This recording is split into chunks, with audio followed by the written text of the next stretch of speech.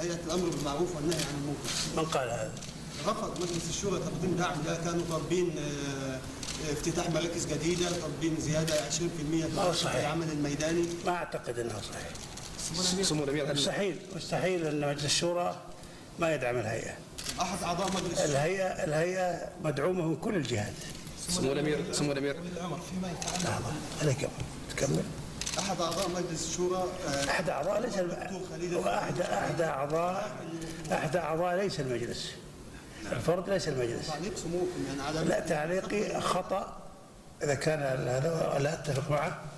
الهيئة مرفق هام يجب أن يدعم كل النواحي، وأحب أقول أنه فيه استهداف للأسف، وحتى من الإعلاميين يتلقطون السلبيات البسيطة وينفخون فيها حتى تكبر، حتى يسيئوا الهيئة. هل لا يعلمون هؤلاء أن الأمر بالمعروف والنهي عن المنكر أنه ركن من أركان الإسلام؟ الله عز وجل يقول: والذين إن مكناهم في الأرض أقاموا الصلاة وآتوا الزكاة وأمروا بالمعروف ونهوا عن المنكر. فإذا كنا مسلمين يجب أن نعرف هذا، وإذا كنا معنا مسلمين فليس هذا وطن لغير المسلمين. سمو الأمير